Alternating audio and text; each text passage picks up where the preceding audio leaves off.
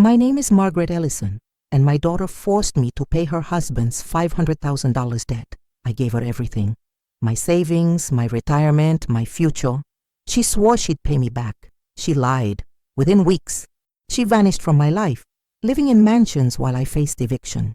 So I made a choice that changed everything. I disappeared without telling anyone. What happened next? You'll have to hear the whole story. Before we begin, please like this video, subscribe, and turn on notifications. They say a mother's love is unconditional. I believed that once. I wore it like a badge of honor, stitched into every sacrifice I made, every dream I buried. My name is Margaret Ellison. I'm 58 years old, and for the last 15 years, I've been a widow living in a small California town where everyone knows your name and your business. The kind of place where the hardware store owner asks about your daughter's wedding and the mailman comments on your electric bill. I wasn't always alone. Robert died when Grace was barely 13. A heart attack that came without warning, without mercy. One moment he was laughing at the dinner table. The next he was gone. Just like that, I became both mother and father, provider and protector. Grace, my beautiful, brilliant Grace. She had her father's eyes, deep brown, almost amber in the right light, and my stubborn streak. God, was she stubborn, but watching her grow, seeing her graduate top of her class, witnessing her transform into this confident, magnetic woman that became my entire world. My purpose: I worked double shifts as an administrative secretary at the county office, took on weekend jobs addressing wedding invitations in perfect calligraphy, sold my mother's jewelry, pieces I'd sworn I'd never part with, to pay for Grace's college applications. 16 of them she got into 12. I still remember her face when the acceptance letters came. Pure joy, that's what I lived for. The years blurred together in a comfortable rhythm of sacrifice. Grace wanted to study abroad. I cashed in my small retirement fund.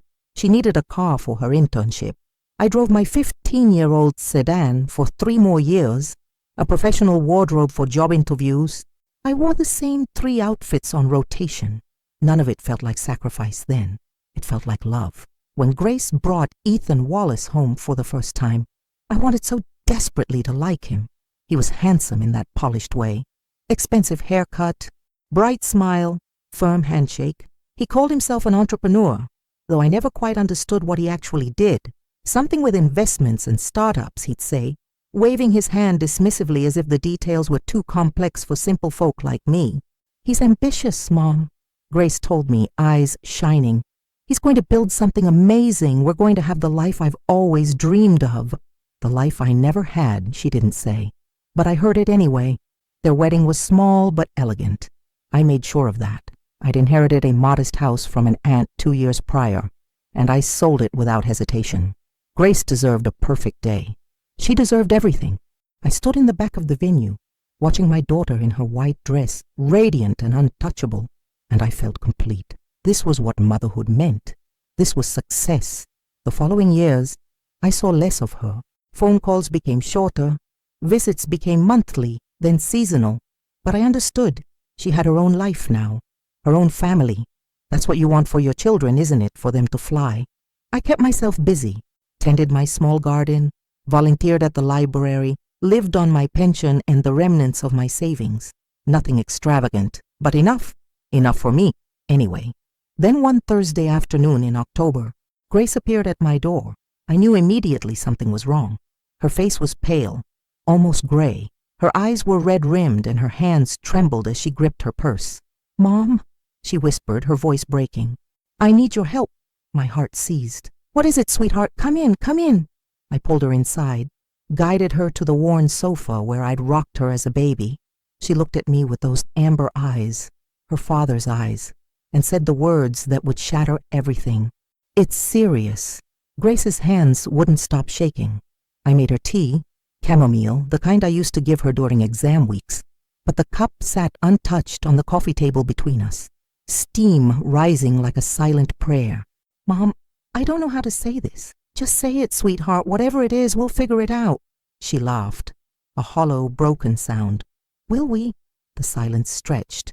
Outside, Mrs. Chen's wind chimes sang in the October breeze. Inside, my world was about to collapse. Ethan's business failed. Her voice was barely audible. Completely failed. He had investors, Mom, serious people. They're demanding their money back, and we don't have it. My stomach tightened. How much are we talking about? She wouldn't meet my eyes. $500,000. The number hung in the air like a guillotine blade. 500,000. I couldn't even conceive of that amount. That was more than I'd earned in my entire working life, more than my house was worth, more than everything I owned combined. Grace, I struggled to breathe. That's not possible. How did this happen? He was so sure, Mom. Tears streamed down her face now. The venture was supposed to triple our investment. He had projections, business plans, but the market shifted, and then the partners pulled out, and now they're threatening to sue. They could take everything, the house, the cars, everything. She grabbed my hands, her grip desperate. You're the only one who can help us. You always have. You're my mother. There it was, that word, mother, like an invocation, a spell binding me to a destiny I couldn't escape. Grace, I don't have that kind of money. You know I don't. The house Aunt Linda left you. You sold it for $300,000. And you have your retirement fund, your savings. Mom, please.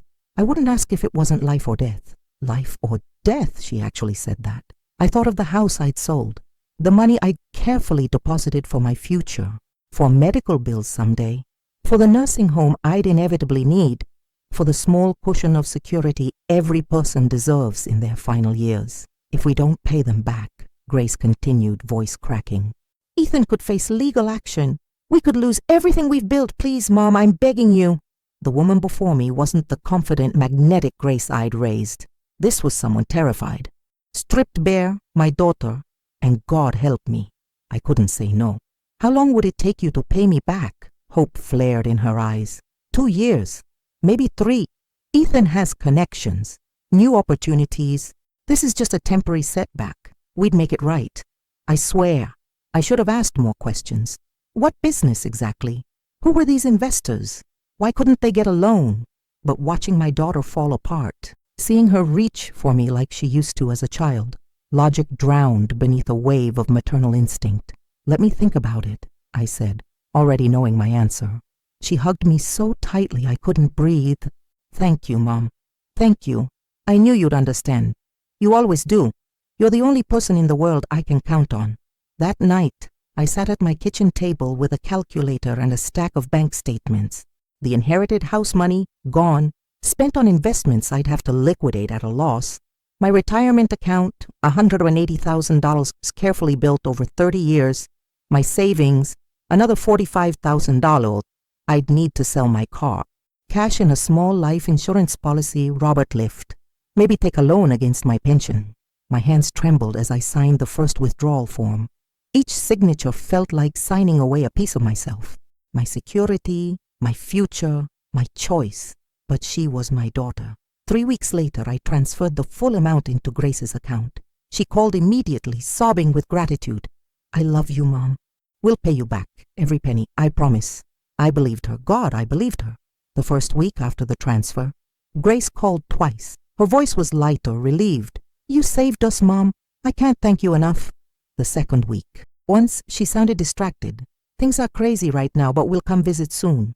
The third week. Nothing, I told myself. She was busy sorting out the legal mess, dealing with investors, managing Ethan's stress. That's what good wives do, isn't it? Support their husbands through crises. But my phone felt heavier each day. I'd pick it up, scroll through our message thread, my texts appearing one after another in blue, each one met with silence or a brief, sorry, swamped response. Just checking in. Honey, how are things? Miss you. Want to grab lunch this week? Haven't heard from you. Is everything okay? Read. I started working extra shifts at the county office, volunteering for filing jobs I'd normally avoid. My bank account looked skeletal. I'd sold my car for $4,000 and bought a 20-year-old Honda that shuddered at stoplights.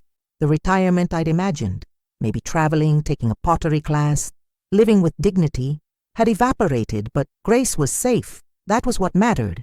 Then Mrs. Rosenberg from 2 streets over stopped me at the grocery store.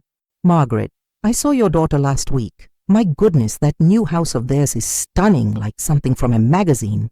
The can of soup in my hand nearly slipped. New house? Oh yes, over in Riverside Heights. You know, where the doctors and lawyers live. I was driving through and saw her getting out of the most beautiful Mercedes. Silver, very elegant. You must be so proud, I mumbled, something non-committal, and fled to the checkout line. Riverside Heights, where homes started at $1 million, where people had private gates and 3-car garages. That night, I did something I'm not proud of. I searched Grace's name on social media, accounts I'd never bothered with before. Her Instagram, previously private, was now public, photo after photo after photo. Grace in a designer dress at some charity gala, Ethan in a tailored suit, arm around her waist, the two of them on a yacht, champagne glasses raised, a gleaming kitchen with marble countertops, a chandelier that probably cost more than my annual pension. The caption on the yacht photo, living our best life, grateful for new beginnings, blessed my vision blurred. I called her straight to voicemail. I called Ethan. Same, I texted. Grace, we need to talk. Call me when you can. 3 days later, Mom, I'm really busy. Everything okay? Is the debt settled? Did you pay back the investors? It's complicated, I'll explain later. Later never came. I drove to Riverside Heights on a Sunday morning.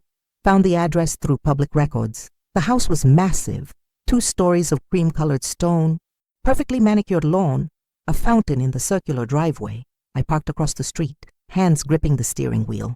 A security guard approached, polite but firm. Can I help you, ma'am? I'm visiting my daughter, Grace Wallace. He checked his tablet. You're not on the visitor list. I'll need authorization. I'm her mother. I understand. But without authorization, my phone rang. Grace. Mom, what are you doing here? I wanted to see you. We haven't talked in weeks. You can't just show up unannounced. This is embarrassing. The neighbors. Embarrassing. My voice cracked. Grace, I gave you everything I had. I just want to know what's happening. What's happening is you're suffocating me. Her voice was sharp, unfamiliar. I'm trying to build a life here, and you keep checking up on me like I'm a child. I don't need this right now. I have to go. We'll talk later. The line went dead. The security guard looked at me with something like pity. Ma'am, I'm going to have to ask you to leave. I drove home in a daze, walked into my empty house, smaller than ever, walls closing in, sat on the sofa where Grace had cried and begged. You're the only person I can count on. I'd counted on her too. For 2 months, I existed in a fog. I'd wake at dawn, go through the motions, work, groceries, staring at the television without seeing it. My phone stayed face down on the counter. I couldn't bear to look at it anymore. Then, on a gray December morning, I received a Facebook message from someone I barely remembered, Jennifer Park, one of Grace's college roommates. Mrs. Ellison, I hope this doesn't sound intrusive, but I've been feeling guilty about something. Can we talk? We met at a coffee shop downtown. Jennifer looked uncomfortable, stirring her latte obsessively. I probably shouldn't be telling you this, she started, but I can't stop thinking about it. Grace and I had lunch a few weeks ago. She was different, bragging, really, about the house, the lifestyle, how Ethan's business was finally taking off.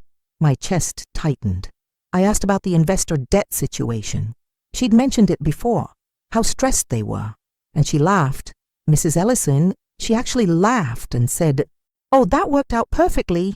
What do you mean, worked out? Jennifer's eyes met mine, full of apology. There was no debt, not the way she described it. Ethan had some business loans, sure, but nothing catastrophic. They wanted to upgrade their lifestyle, buy into that gated community. Your money was the down payment on the house and their new cars. I'm so sorry, I thought you knew. The coffee shop tilted. She used me. I don't think Grace sees it that way.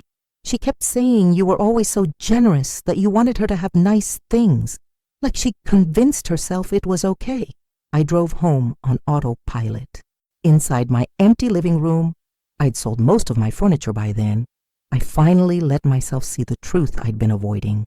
The yacht, the designer clothes, the marble kitchen, the Mercedes, my retirement fund, my aunt's inheritance, my security, all of it, converted into Grace's Instagram perfect life. I tried calling her one last time, She answered on the fifth ring, irritated. Mom, I told you I'd call when... There was no debt. Was there? Silence. Grace, tell me the truth. Mom, you don't understand. Tell me. Her voice changed, hardened. Fine, yes.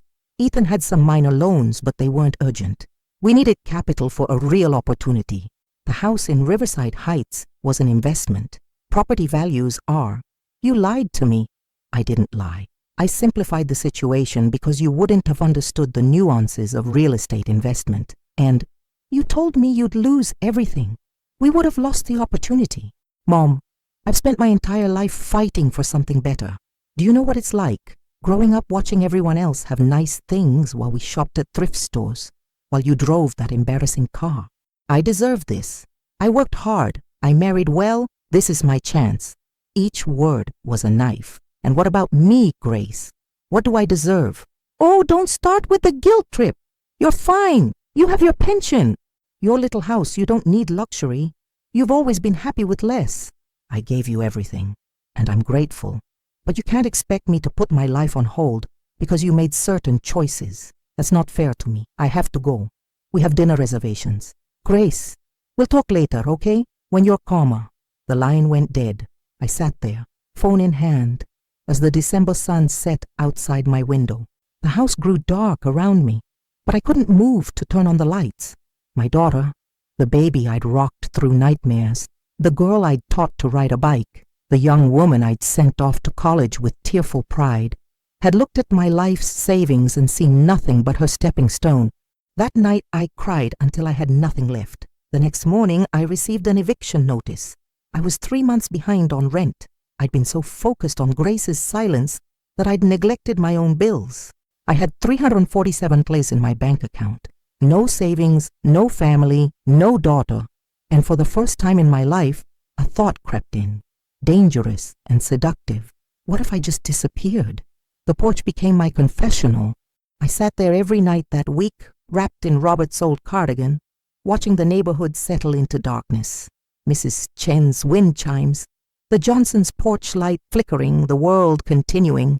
Indifferent to my unraveling, on the third night, I found myself in the bathroom, staring at an orange prescription bottle, sleeping pills, prescribed after Robert died.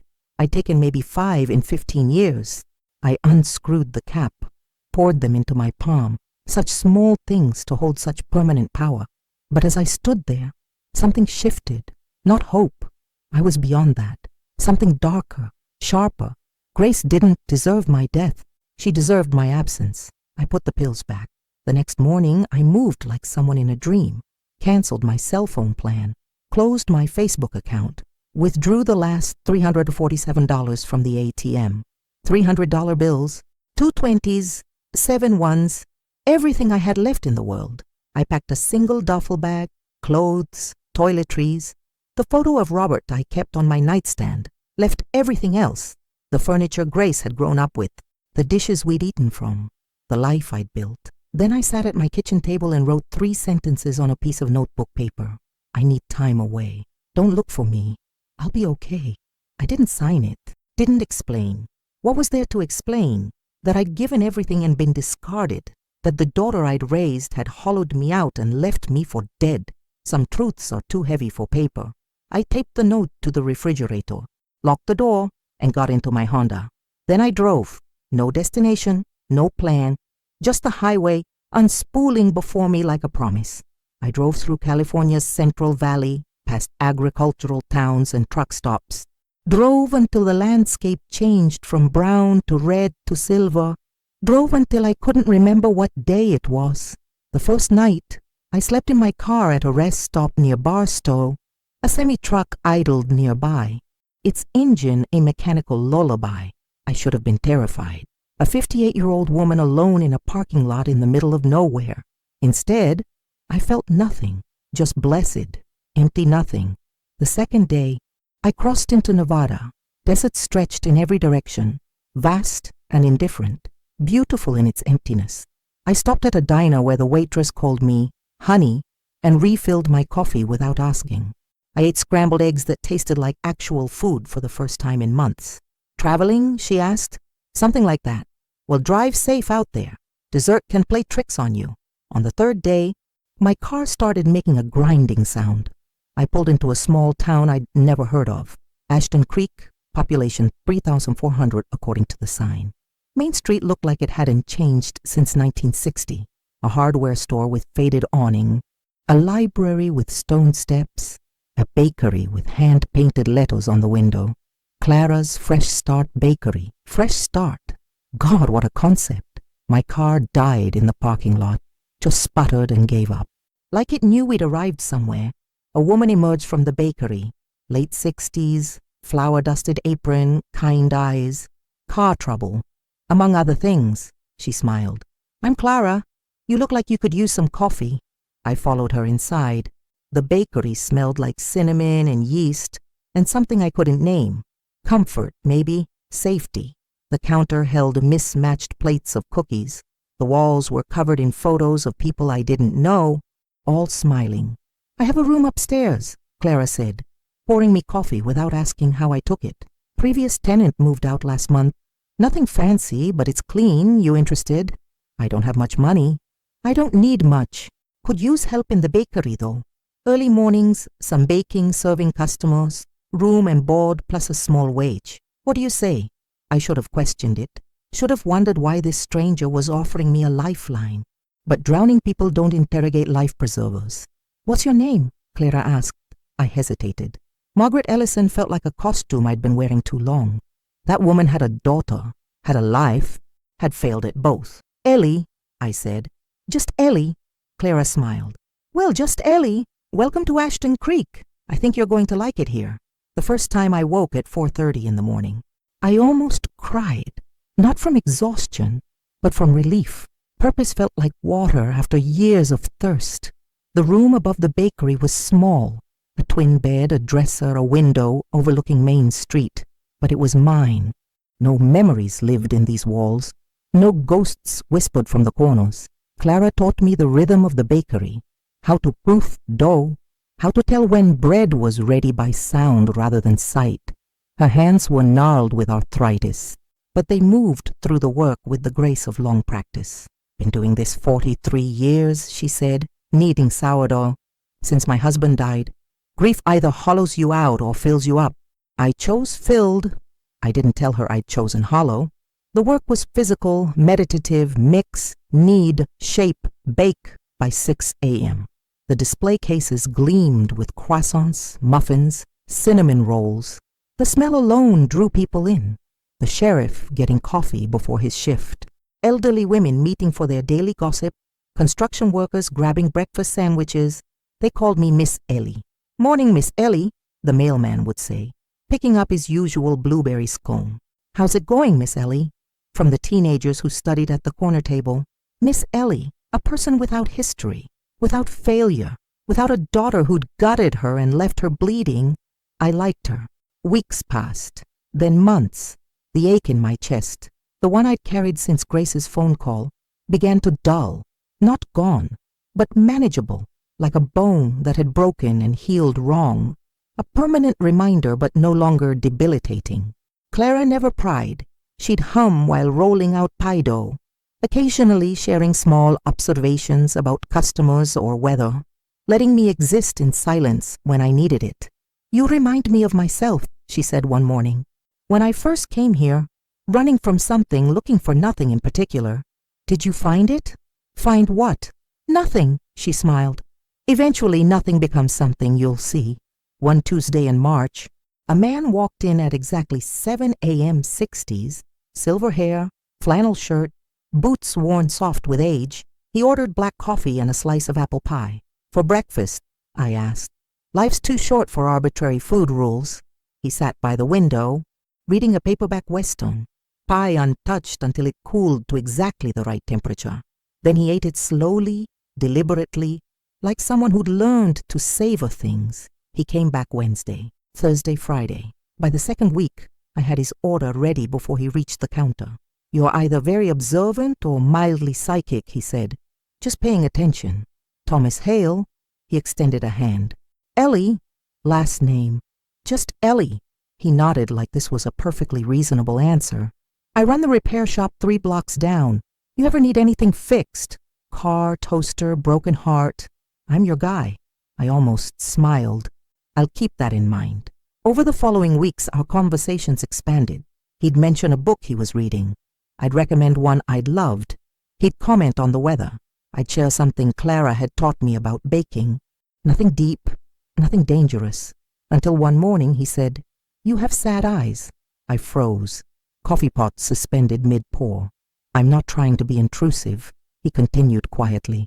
"I just recognized the look. I had it for 3 years after my wife died. Like you're watching the world through glass. Maybe I am. Does it help the glass?" I set down the coffee pot. "Sometimes," he nodded. "My wife used to say the opposite of love isn't hate. It's indifference." I spent a long time trying to feel nothing, thought it would hurt less. Did it? No, just made me numb. Turns out numb isn't the same as healed. He left a generous tip and his usual smile. But something shifted. That night, I stood at my window, watching Ashton Creek settle into darkness, lights in distant houses, stars emerging, the world continuing its ancient rotation for the first time since I'd arrived. I let myself think about Grace. Wonder if she'd found my note, if she'd looked for me, if she'd felt even a flicker of what I'd felt. Probably not. The thought should have destroyed me. Instead, it felt like setting down a burden I'd been carrying so long. I'd forgotten it wasn't part of my body. Maybe Thomas was right. Maybe numb wasn't healed. But maybe it was a start. Spring arrived in Ashton Creek like a whispered secret. Wild flowers appeared in the vacant lots. The mountains softened from harsh silver to gentle blue. And Thomas kept coming for breakfast. "You ever take a day off?" he asked one morning, watching me refill sugar dispensers. "Clara and I trade Sundays. Why?" "There's a diner about 30 miles north. Makes the best chicken fried steak you'll ever eat. Thought you might want to see something other than this bakery."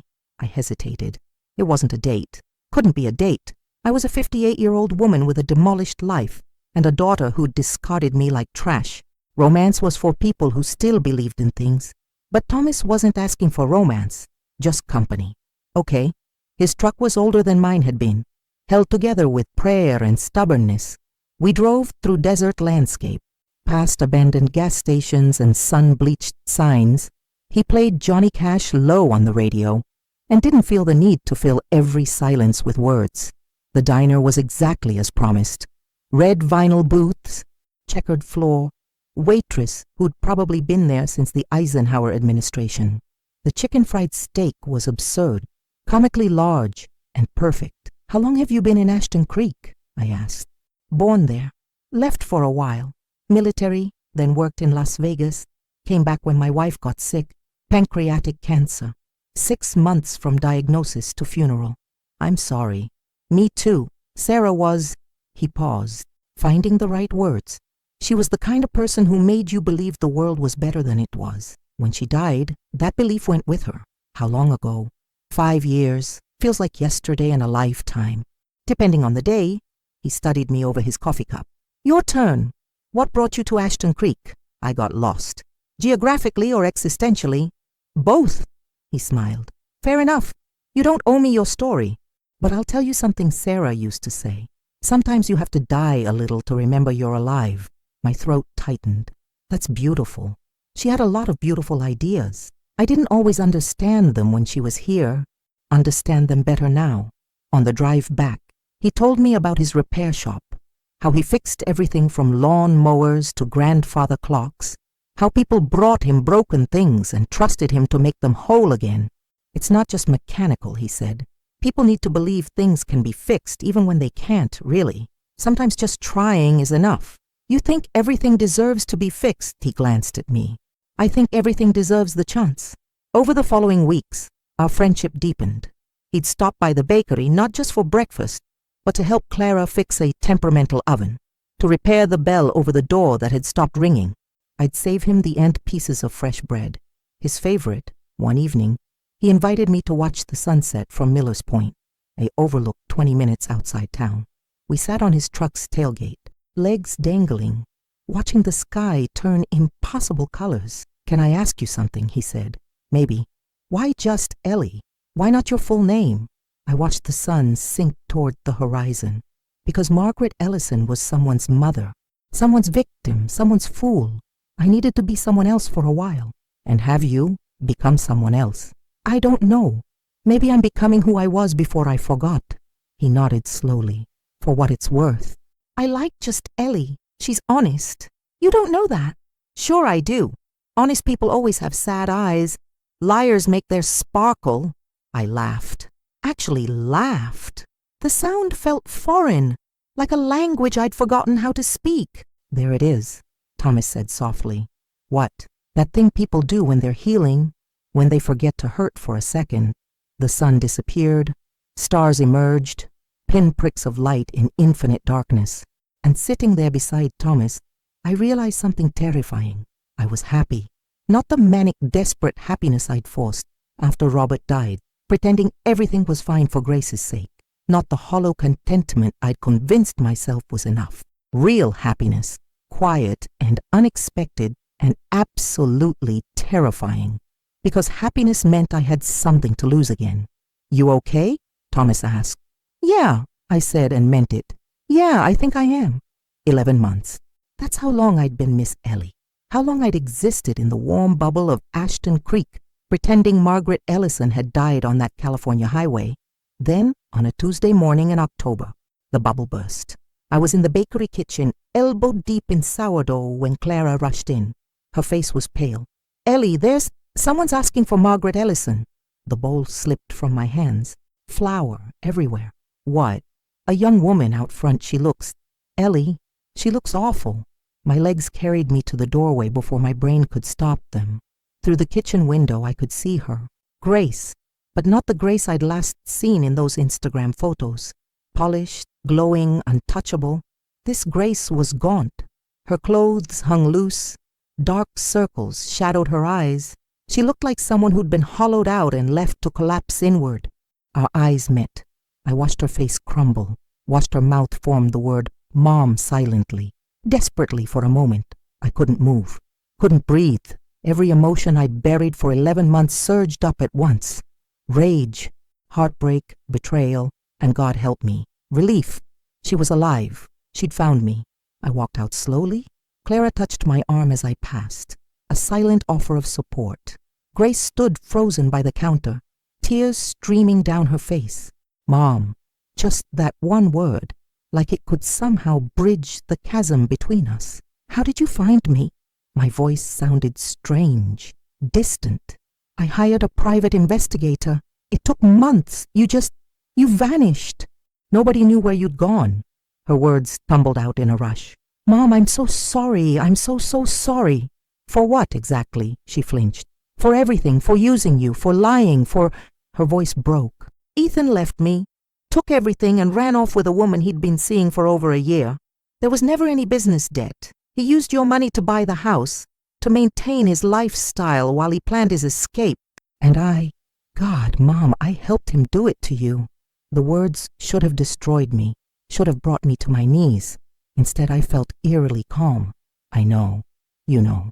I've known for months, Grace. Since Jennifer told me, her face went white. Then why didn't you call, confront me? Because I needed to stop bleeding. Silence stretched between us. Clara discreetly moved to the far end of the bakery, giving us space, but staying close. I lost everything, Grace whispered. The house was in his name. The cars, the accounts. He'd structured it all so I had no legal claim. I tried to find you to warn you, to apologize, but you were gone. And I realized, she sobbed, I realized I'd done to you exactly what he'd done to me. I used you, manipulated you, threw you away when I thought I didn't need you anymore. Yes, you did. She sank into a chair, burying her face in her hands.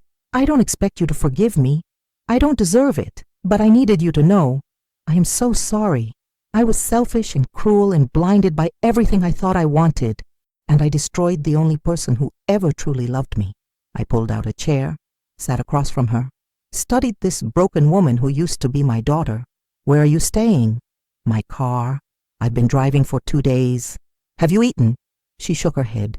I stood, went to the display case, made her a plate, cinnamon roll, croissant, coffee, set it in front of her. She stared at it like she'd forgotten what food was. Eat, She did, mechanically, between bites. She told me everything. How Ethan had been planning his escape for over a year. How the investors had been fictional. How he'd convinced her that using my money was justified, that I'd want to help. That family helped family. I told myself I'd pay you back, she said. I really believed it. But then the lifestyle became normal, and you became this obligation, this reminder of where I came from. And I resented you for it. Each word was a nail in a coffin I'd already built. What do you want from me, Grace? She looked up, eyes red and swollen. I don't know. Forgiveness. A second chance. For you to tell me I'm not a monster. I can't give you those things. I know. But I continued slowly. I can give you a choice. You can stay here, work in this bakery, learn what it means to build something with your own hands. No shortcuts, no manipulations, just honest work and the consequences of your actions. Or you can leave. Either way. I'm done being your safety net. She stared at me, shocked. You'd let me stay after everything. I'm not doing this for you, Grace. I'm doing it for me, because holding on to this anger is poisoning me. And I refuse to let you take anything else from me, not even my peace.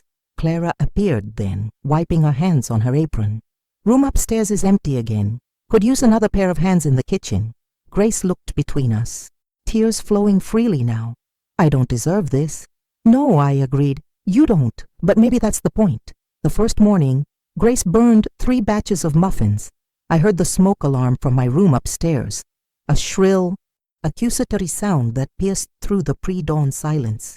By the time I got to the kitchen, Clara was already there, waving a dish towel at the detector while Grace stood frozen in front of the oven, staring at the charred remains with the expression of someone who'd just discovered fire for the first time.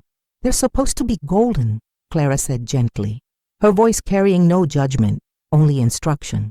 Not charcoal. Let me show you again. Grace's hands trembled as she scraped the blackened muffins into the trash. Each one hit the bin with a hollow thud that seemed to echo her failure. She'd arrived at 4:30 wearing borrowed clothes from Clara, jeans that pooled around her ankles, a t-shirt faded from years of washing, her feet in old sneakers that had seen better decades. Her manicured nails, once perfect and polished, were already chipped from just one day of work. I watched from across the kitchen, measuring flour with methodical precision, didn't offer help, didn't rush to comfort her or take over the task like I would have a year ago, 2 years ago, a lifetime ago. This was her path to walk. Alone, the first week was excruciating for both of us. Though in different ways, Grace had never worked a service job, never woken before dawn to the cruel insistence of an alarm clock, never felt the deep, bone-aching exhaustion of standing for 8 hours straight, or the burn of flour worked so deeply under your fingernails that no amount of scrubbing could remove it completely. She didn't complain. I'll give her that. Not once did she whine or make excuses or suggest that this was beneath her, but exhaustion radiated from her like heat from asphalt, visible in the way her shoulders sagged, the way she moved slower as each day progressed, the way she'd sit on the back steps during her 10-minute break with her head in her hands. We barely spoke beyond the necessary mechanics of work. She'd ask questions about recipes. I'd answer in short, clipped sentences. More salt, need for 8 minutes, check the temperature. She'd try to make conversation about the weather or a customer or some memory from her childhood. I'd redirect to work. Those tables need wiping. Refill the sugar dispensers. The display case needs organizing. At night, we retreated to our separate rooms.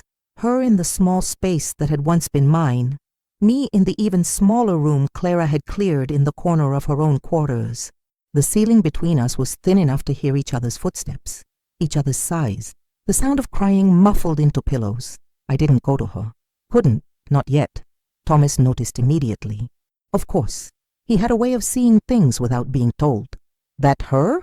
He asked one morning, watching Grace wipe down tables with the concentrated intensity of someone learning a foreign language. Yes, want to talk about it.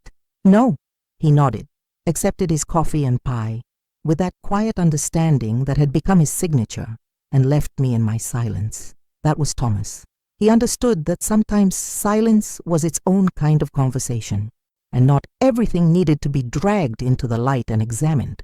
The second week, Grace dropped a full tray of croissants.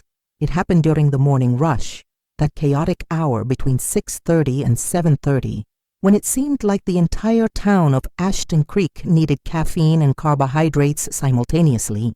She'd been carrying the tray from the kitchen to the display case, navigating around customers and chairs and the general mayhem of a small space filled with too many bodies.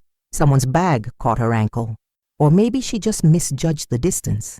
Either way, the tray tilted, and 24 perfect croissants, each one representing 45 minutes of careful preparation, scattered across the floor like golden casualties of war. The bakery went silent. Every customer stopped mid-sentence, mid-bite, mid-breath. Clara froze at the register. I stood in the kitchen doorway, spatula in hand.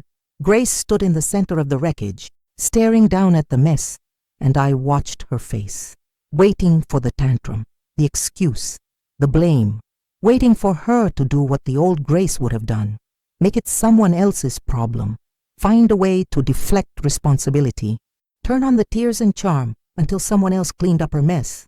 Instead, she knelt down and started picking them up, moving with careful precision as if handling something precious rather than ruined. Tears dripped onto the broken pastries, but her hands stayed steady. "I'm sorry," she whispered, voice cracking. "I'm so sorry. I'll remake them. I'll stay late. I'll work through my break. Grace."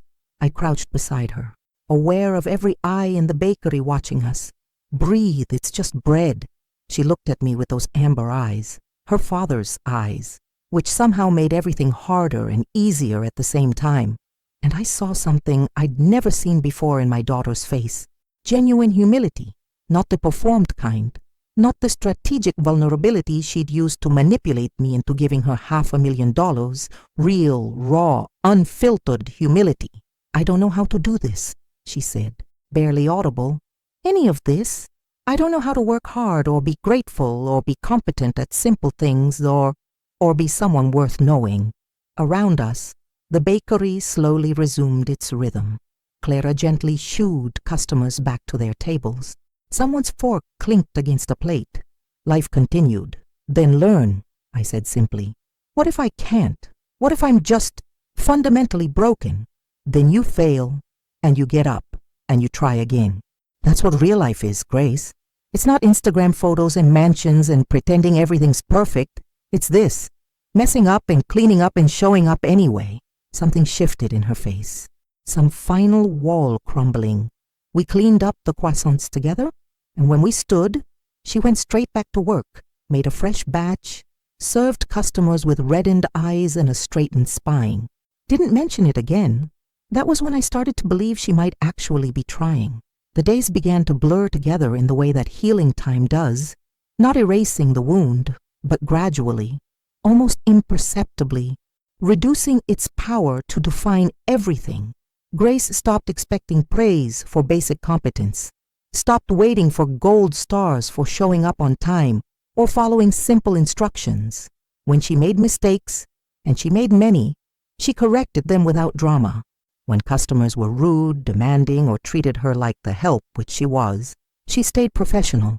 When the alarm went off at 4:30 in the cold desert morning, she got up slowly, painfully, like a bone healing crooked, and having to be rebroken to set right. She was becoming someone new, or maybe she was becoming someone she'd always had the potential to be, before wealth and status and Ethan Wallace had convinced her she was meant for something better. One night, about 6 weeks in, I found her sitting on the back steps of the bakery, staring at her hands in the yellow glow of the security light. The Nevada sky stretched above us, vast and star-scattered, indifferent to human drama. "I used to hate these hands," she said, without looking up, without preamble, as if continuing a conversation we'd been having in her head. "They weren't soft enough, pretty enough, feminine enough. I'd spent hundreds of dollars on manicures, creams, treatments, paraffin dips, anything to make them look like they'd never worked a day, like they belonged to someone important." I sat beside her, close, but not touching. The night was cool, carrying the scent of sage and possibility. "And now?" I asked. She turned her hands over, studying them in the dim light. They were rough now, calloused at the bases of her fingers. Scarred from hot pans and sharp knives and the general violence of daily labor, the nails were short, unpolished, with flour permanently embedded in the cuticles. "Now I understand why yours always looked tired," she said quietly. "You were building things, creating things, sustaining things. I was just performing, pretending to be someone while never actually becoming anyone." We sat in silence for a moment, and I felt something loosen in my chest. Not forgiveness, exactly, but something adjacent to it. Recognition, maybe, of effort, of genuine change. "Why did you marry him?" I asked, the question emerging from some deep place I'd kept locked. "Ethan, really?" "Why?" She was quiet for so long I thought she might not answer. Then, "Because he promised me I'd never have to be you." The words should have devastated me, should have ripped open every wound. Instead, they felt like truth finally speaking, clean and sharp as a scalpel. "He made everything seem effortless," she continued, her voice distant, remembering. "The money, the lifestyle, the respect. He'd walk into rooms and people would gravitate to him. He never seemed to struggle or doubt or fail. And I thought if I married him, I could skip all the struggling you went through, all the sacrifice, the exhaustion, the just barely making it. I could just arrive at the destination without doing the journey. Life doesn't work that way. I know that now. But for so long, all I wanted was to not be poor, not be ordinary, not be someone people pitied at the grocery store because everyone knew my mom worked double shifts and still drove a car that was falling apart." She finally looked at me, and her eyes were clearer than I'd seen them in years. "I'm sorry I made you feel like your life wasn't enough, like you weren't enough. You were. You always were. I was just too blind and too selfish to see it." For the first time in almost a year, I reached over and took her hand, her rough, worked, honest hand. "You hurt me, Grace, deeply, in ways I'm still discovering. I know, and I don't know if I can ever fully trust you again. I don't know if that's even possible after everything. I know that too. But I also know you're trying, really trying, not just performing, trying, and that means something." She squeezed my hand, and we sat there in the companionable silence of two people who'd survived the same war from different trenches, watching the desert night breathe around us.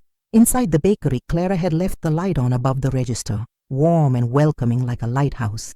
Thomas's truck rolled past on Main Street, heading home from his shop, and he honked once, a quick, friendly sound.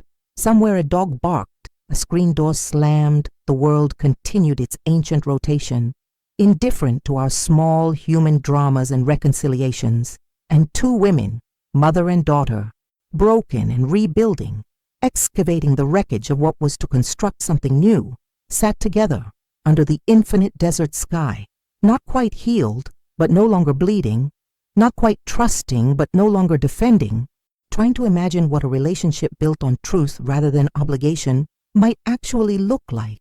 It wasn't forgiveness yet, not quite, but it was something, and for now, something was enough. 3 years later, I stand in the kitchen of Clara's bakery, though it's not just Clara's anymore. Not since she made me a full partner last spring with paperwork signed and notarized and celebrated with champagne that cost more than I used to spend on groceries for a week, and watch the morning light paint everything gold. It's the magic hour, that brief window when the desert sun crests the mountains and transforms ordinary things into something transcendent. The stainless steel counters gleam. The wooden cutting boards glow warm. Even the flour dust suspended in the air becomes luminous, like we're working inside a snow globe. Someone just shook. Grace is out front, arranging pastries in the display case with the precision of an artist. Her movements are confident now, economical, no wasted motion.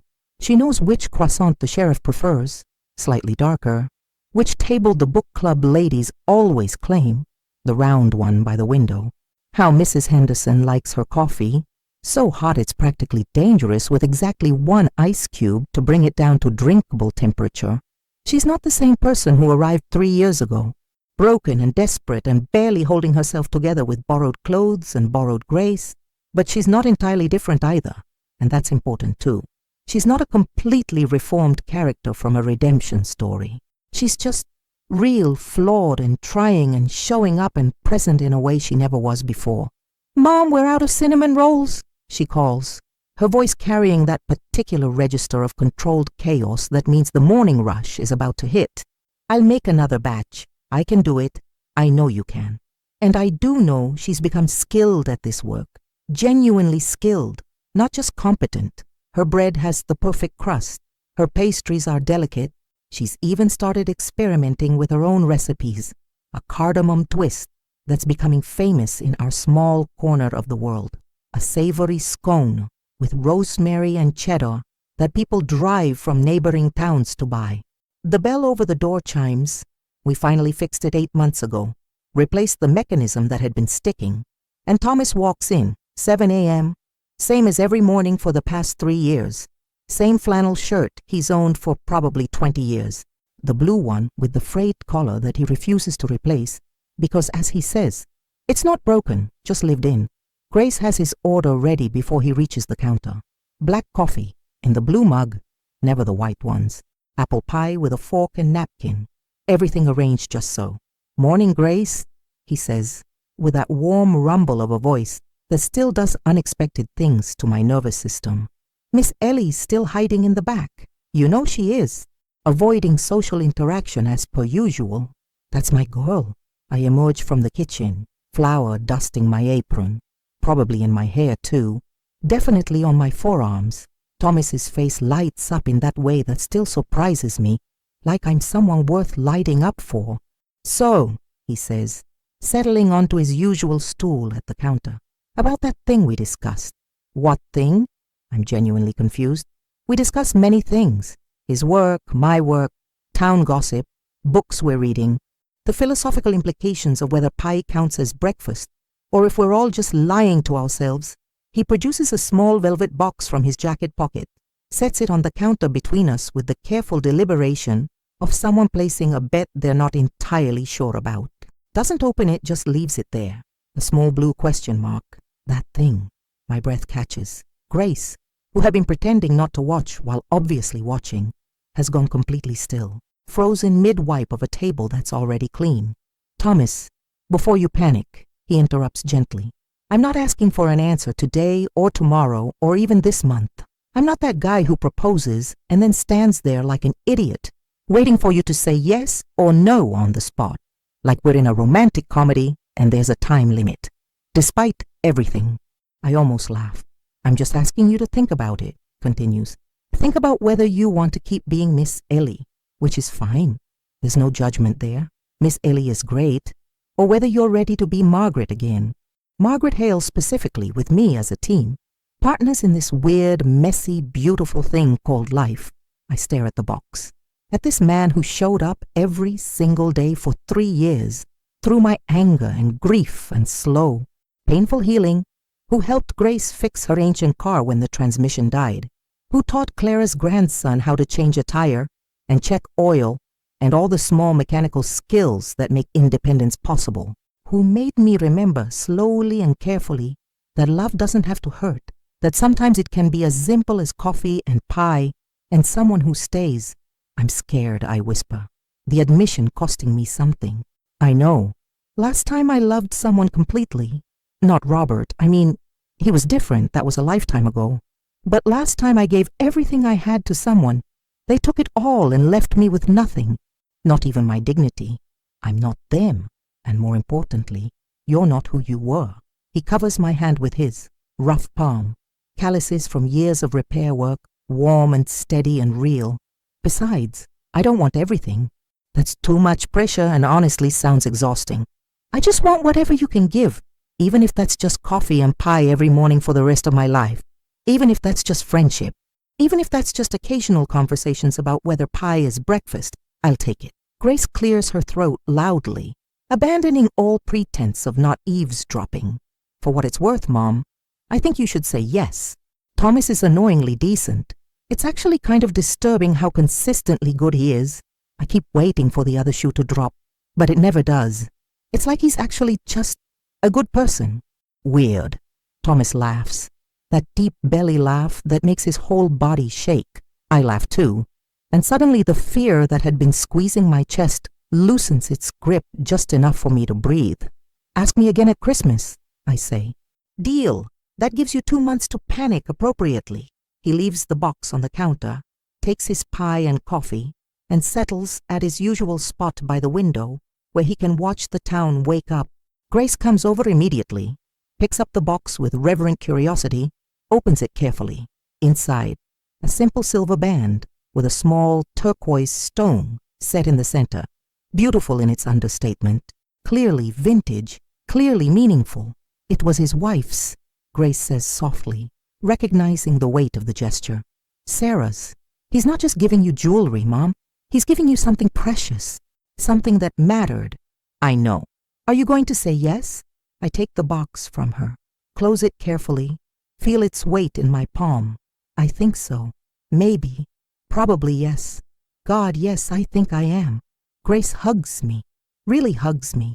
Not the performative embraces of the old days, but the real thing.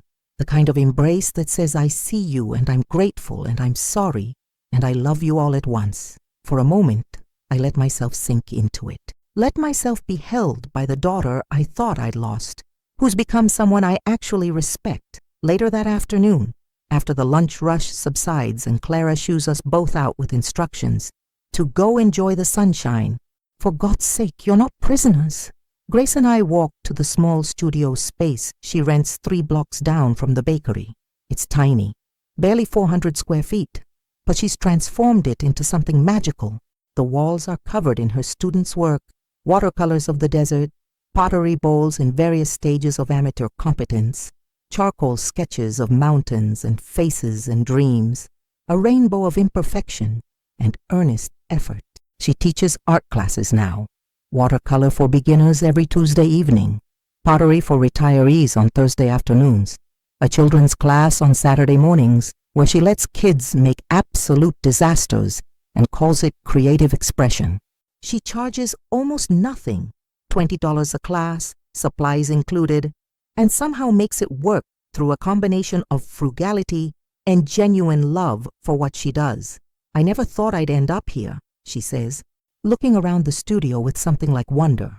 In a tiny desert town, population 3,400, teaching art to people who paint clouds purple and don't care about realism or technique or any of the things I thought mattered. Are you happy? I ask. Though I can see the answer in her face, she considers this with the seriousness it deserves. Yeah, I actually am. It's not the life I thought I wanted. It's not mansion and Mercedes and charity galas and being photographed for society pages. But it's real. I built it myself, with my own hands and my own effort and my own failures. That means something. That means everything, actually. It does. We stand there, surrounded by evidence of ordinary people trying to create beauty. No one will get famous from these paintings. No one will sell them for thousands at galleries in New York or Los Angeles. But they matter because someone made them, put part of themselves onto canvas or into clay, tried to transform feeling into form, like Grace put herself into this life, like I put myself into those early morning batches of bread, into the routine of creation, like Thomas puts himself into every broken thing he repairs, believing that things and people deserve the chance to be whole again. I think about the essay Grace wrote last month for a community college application. She's going back to school, taking business classes so she can maybe, someday, open her own art studio in a bigger town. She showed me the personal statement, nervous and proud in equal measure. I spent years chasing an illusion of success, she'd written, measuring my worth by my address and my car, and how envious I could make other people. I destroyed relationships, betrayed trust, and lost myself completely in pursuit of a life that looked perfect from the outside. It took losing everything, my marriage, my home, my dignity, and nearly my relationship with my mother, to understand that real success is much quieter. It's showing up, it's trying, it's building something meaningful, even if it's small, especially if it's small. The admissions officer called her personally to say she'd been accepted with a partial scholarship. Grace cried for an hour. That evening I sit on my porch, a real porch now, attached to the small 2-bedroom house I bought last year, with money I've actually earned, saved properly, invested wisely. It's nothing fancy. The neighborhood is modest, but it's mine. Completely and honestly mine. No one else's money or sacrifice or guilt woven into the foundation. Thomas sits beside me in the second rocking chair. I bought two, hoping, though I never said it out loud. We watch the desert sunset, painting the sky in shades that don't exist anywhere else on earth. Ashton Creek settles into evening around us, lights flickering on in distant houses, families gathering for dinner, dogs barking their ancient territorial claims, the eternal rhythm of small-town life that once felt suffocating and now feels like breathing. You've been thinking, Thomas observes. I'm always thinking.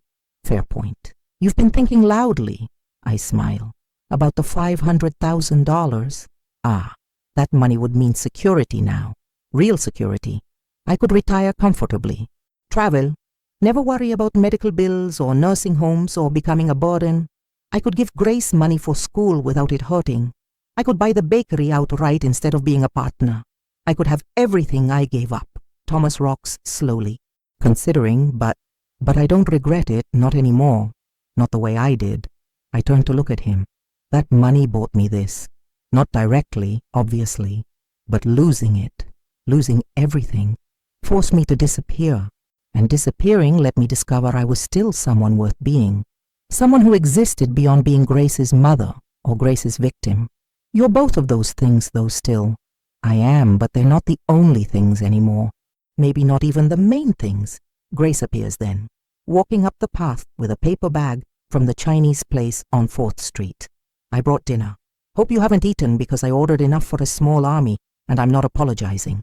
We eat on the porch, passing containers of lo mein and orange chicken and egg rolls, talking about Grace's new student who's 83 and just discovered pottery, about Thomas's project restoring a 1967 Mustang, about Clara's plan to expand the bakery's catering business.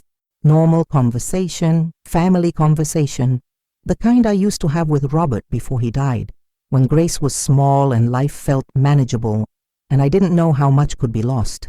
After Grace leaves, she has evening class to prepare for. Thomas and I sit in the gathering darkness. I'm going to say yes, I tell him. At Christmas, I'm going to say yes to becoming Margaret Hale. You sure? Terrified but sure. He takes my hand, and we rock in companionable silence. Somewhere in California, there's a house I used to inhabit, a life I used to lead, a woman I used to be, smaller somehow, diminished. Her entire identity wrapped up in being needed by someone who ultimately didn't need her at all. But here, in this small Nevada town, where stars blaze in the desert darkness and morning light makes everything gold, I'm just Ellie, soon to be Margaret Hale, mother to a daughter who's learning that grace is a verb, not just a name, partner to a good man who knows my history and loves me anyway, baker of bread, friend, person, myself. The $500,000 is gone forever. The illusions are shattered. The fairy tale never existed, but the truce, the real, hard-won, complicated truce, is beautiful, more beautiful than anything I could have imagined. Back when I thought love meant sacrifice, and motherhood meant martyrdom and happiness, was something other people deserved, but not me. The truth is mine. This life is mine. I am mine. And that, finally, is enough.